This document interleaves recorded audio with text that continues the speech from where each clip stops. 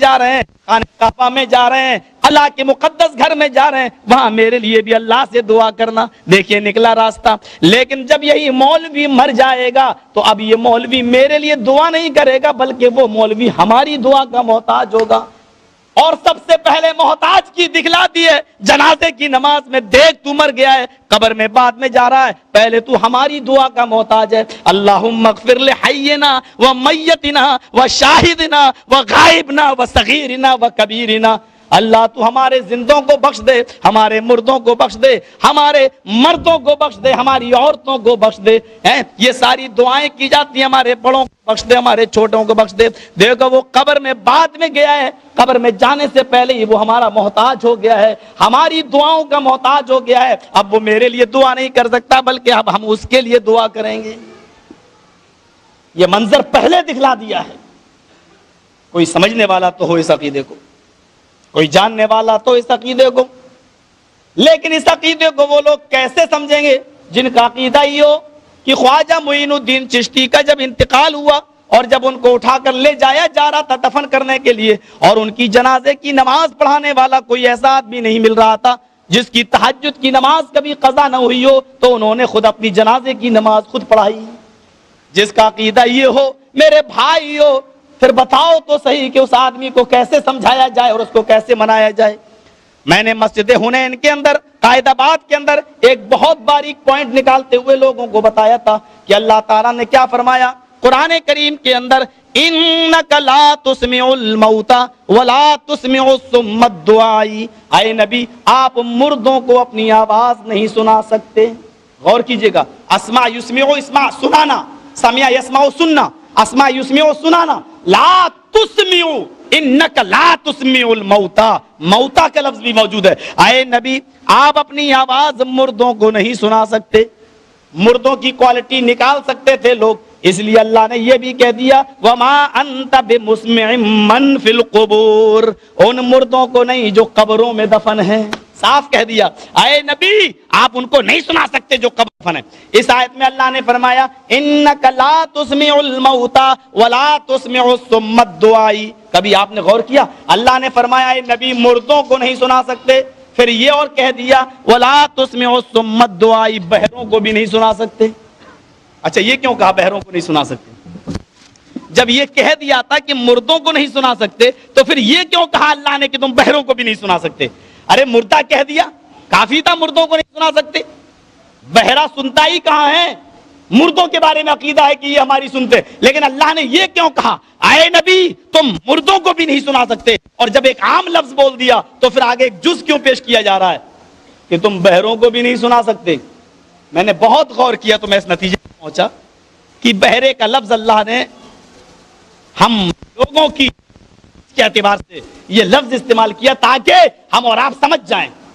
ایک بہرے کے پاس ہاتھ کی طاقت ہوتی ہے، پیر کی طاقت ہوتی ہے، زبان کی طاقت ہوتی ہے، سمجھنے کی طاقت ہوتی ہے، وہ بول تو سکتا ہے، کچھ نہ گونگا ہے لیکن آواز تو نکال سکتا ہے، وہ چل بھی سکتا ہے، آپ کو پکڑ بھی سکتا ہے، مار بھی سکتا ہے، اس کے پاس ہاتھوں کی طاقت ہے، پیروں کی طاقت ہے، سوچنے کی طاقت ہے، دیکھنے کی بھی طاقت ہے، بولنے کی بھی طاقت ہے، صرف کان کی طاقت نہیں ہے، سماعت چھین لی ہے اس سے۔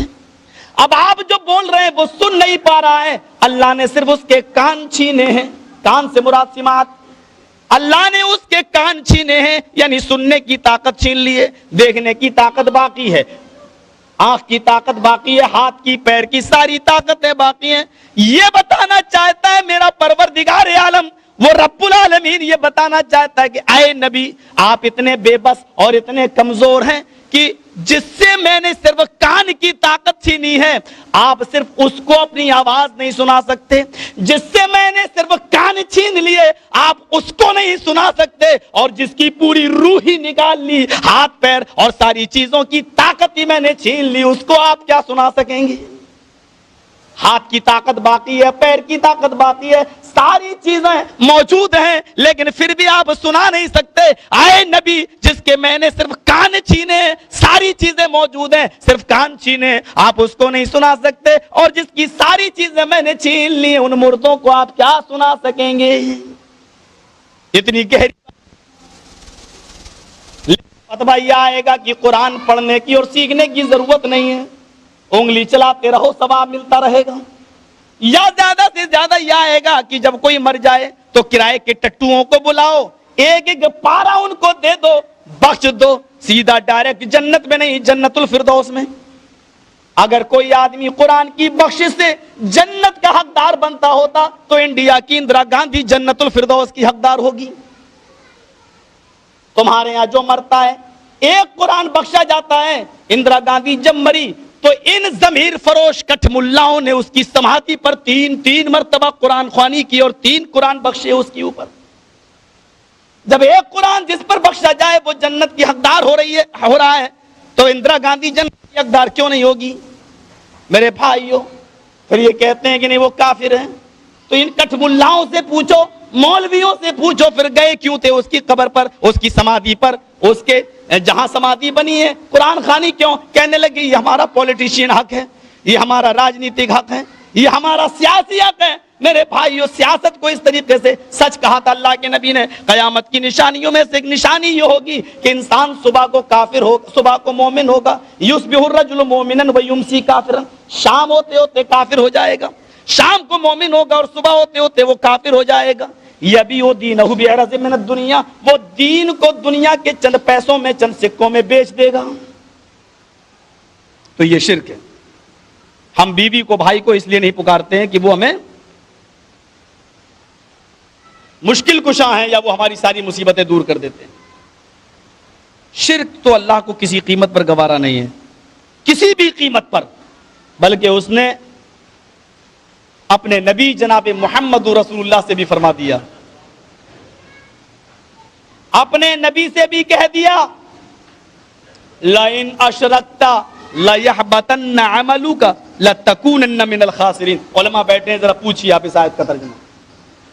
ان کہاں آتا ہے اور حرف شرط پر بھی لام داخل ہے، لَإِنْ أَشْرَكْتَ، ان اشرکتا نہیں، لَإِنْ أَشْرَكْتَ، حبط یحبط مانی چکنا چور کر دینا، کچل دینا، اور اس پر لام داخل ہے لَيَحْبَطَنَّ، اور نون تاکید بانون ثقیلہ داخل ہے، نون تاکید کا ثقیلہ کا نون بھی داخل ہے۔ اب ترجمہ یہ ہوگا، اے نبی سن لو کان کے پردے کھول کر، اگر آپ نے بھی شرک کیا لَيَحْبَطَنَّ عَمَلُكَ، تو آپ کے عملوں کو برباد کرنے سے دنیا کی کوئی طاقت نہیں روک سکتی ہے۔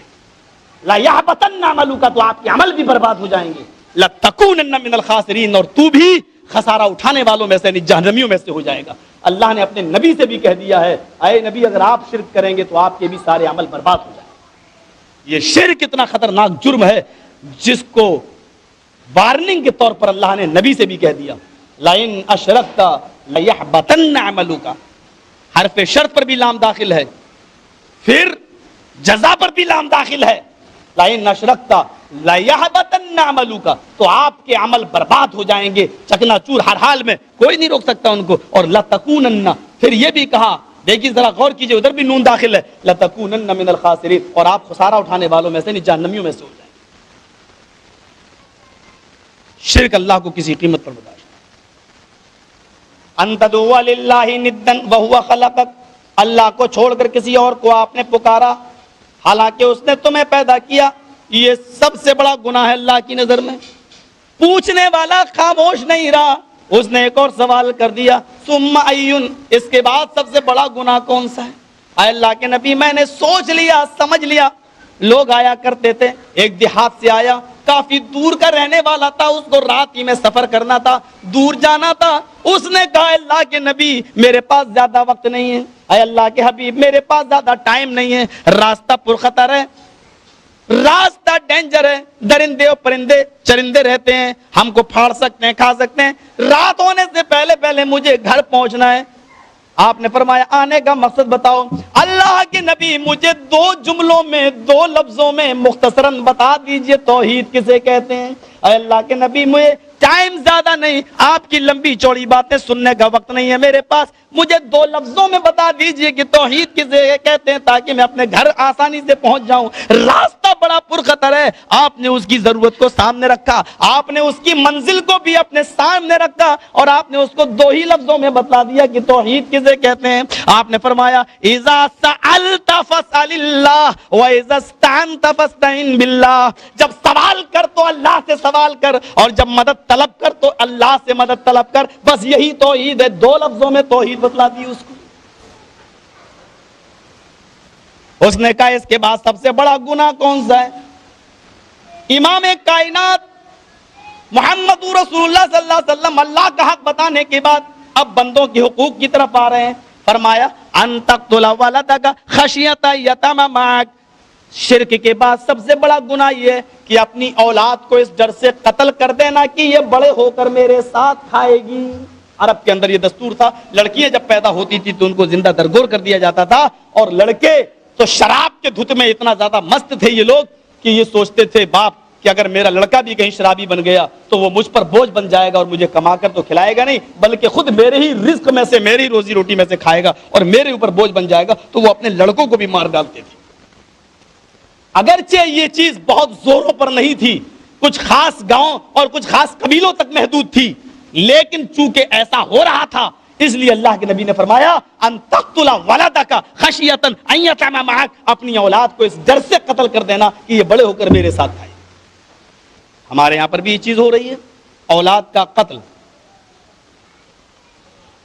4 لڑکیاں ہیں، اب طاقت نہیں ہے، جہیز کا لین دین بہت زیادہ ہے، ڈاکٹر سے دیکھا بھائی میری بیوی حاملہ دیکھو، اس نے الٹرا ساؤنڈ پر چیک کیا، پتہ چلا 5ویں بھی لڑکی ہے پیٹ میں۔ ڈاکٹر صاحب اب میں جہیز نہیں دے سکتا ہوں اور غریبی زیادہ، اس کو اسقاط حمل، جس کو ہمارے یہاں بولتے ہیں گربھ پات، اس کو جو ہے آپ آپریشن کر دیجئے، نکال دیجئے، مجھے نہیں چاہیے۔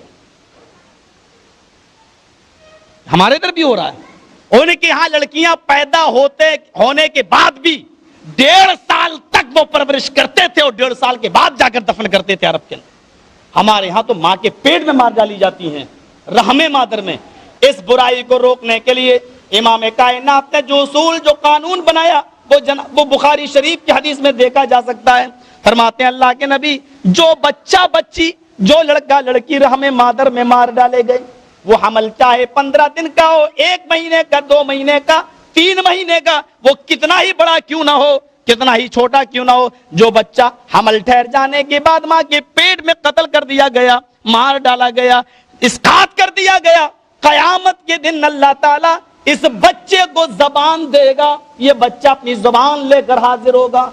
جاء یوم القیامت، بخاری کے الفاظ پر غور کرو، جاء یوم القیامت، یہ بچہ قیامت کے دن اس حال میں آئے گا، وہ معلق بین ثدیہا، اپنے ماں کی دونوں پستانوں سے لٹکا ہوا ہوگا، اپنے ماں کے پستانوں سے دودھ کو چوس رہا ہوگا، اپنے ماں کی پستانوں سے لٹکا ہوا ہوگا، وَيَقُولُ يَا رَبِّ هَذِهِ أُمِّي قَتَلَتْنِي، اور اپنے رب سے یہ شکایت کر رہا ہوگا، اللہ یہ میری ماں ہے جس نے دنیا میں مجھے قتل کر ڈالا تھا، اللہ یہ میری ماں ہے جس نے دنیا میں مجھے مار ڈالا تھا، اللہ یہ میری ماں ہے جس نے دنیا میں میرا خیال نہیں کیا، آج تو قیامت کے دن محشر میں تو اس کا بھی خیال نہ کر۔ یعنی یہ بچہ یہ بتانا چاہتے ہیں اللہ کے نبی کہ یہ بچہ اپنی ماں کو جنت میں لے جانے کے بجائے جہنم کے حوالے کروا دے گا، اللہ سے شکایت کر کے یہ بچہ اپنی ماں کو جہنم کا شکار کر دے گا۔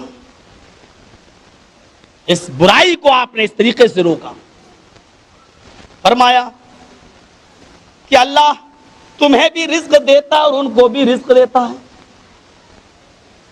ہم نے یہ برائی انڈیا میں تو دیکھی ہے، ہاسپٹل میں لکھا ہوتا ہے ہم دو ہمارے دو، ہم وہاں آواز اٹھاتے ہیں، لیکن افسوس یہ ہے کہ آپ کس ملک میں آئے تو ہمیں یہاں پر بھی دیواروں میں لکھا ہوا دیکھا گیا۔ میں نے یہ دیکھا چھوٹا گھرانہ خوشیوں کا خزانہ، پتہ نہیں یہ کہاں کی حدیث ہے، کون سی زبان ہے، کیا بتانا چاہتی ہے ہماری حکومت۔ یہ تمام باتیں بیان کرنے کے بعد ایسا لگتا ہے کہ شاید اللہ کی ذات کے اوپر سے اعتبار ان لوگوں کا اڑ چکا ہے، پوری طریقے سے ناستک دہریہ بن چکی ہے۔ اللہ اس کو ہدایت عطا فرمائے، اللہ اس کو جناب محمد رسول اللہ صلی اللہ علیہ وسلم کے اصول